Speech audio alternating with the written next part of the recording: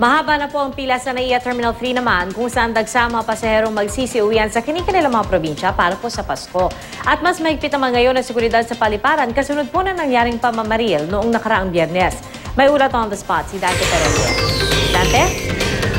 Yes, Pia, dagsa pa rin nga rito sa NAIA Terminal 3 sa Pasay City yung ating mga kapusong magsisiuwi sa kanilang mga probinsya para naman doon ipagdiwang at makapiling ang kanilang mga pamilya ngayong araw ng Pasko. Pia, sa entrada pa lang ng NAIA Terminal 3 sa Pasay City, mahaba na ang pila ng mga pasahero. Kumpara noong nagdaang undas, mas madami ngayon ang bulto ng mga magsisiuwi ng probinsya. Mas matagal rin kasi, Pia, bago makapasok sa loob ng terminal dahil mas mahigpit ang ipinatutupad na seguridad matapos nga ang insidente ng pamamaril rito noong nakaraang Biyernes ng tanghali. Bukod sa x-ray machine ng mga bagahe at walk-through metal detector machine para sa mga pasahero, mano-mano ring binubuksan ng mga bagahe at kinakapkapan ang bawat pumapasok na pasahero. Mas marami rin ang nagbabantay at rumoronda ang mga pulis pati na K9. Sa loob naman ng terminal, makapal ang mga tao sa check-in counters at mga naghihintay na makasakay. May passenger assistance booth naman ang Civil Aeronautics Board, PNP Aviation Security Group at DOTC.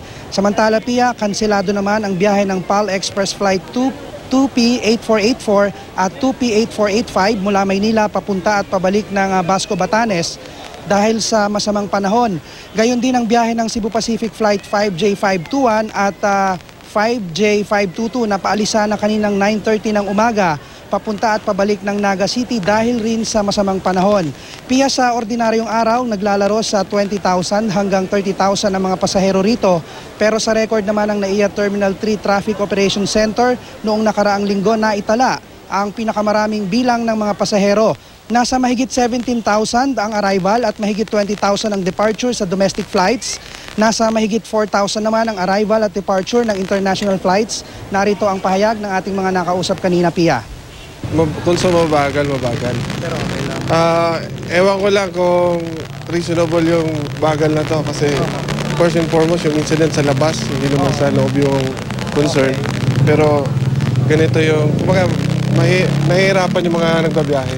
So, kamusta yung security? Medyo natatagalan ba kayo? Kasi di ba may nangyaring insidente? Hindi naman. Okay lang. Medyo ano lang sila sa mga bagay, strict lang sila. To be with my family. And then really also the outreach. That's why I came home earlier. Pia, hanggang gabi inaasahan ang pagdating rito ng mga pasahero na hahabol sa Noche Buena. At yan ang pinakahuling balita mula rito sa NAIA Terminal 3 sa Pasay City. Balik sa'yo.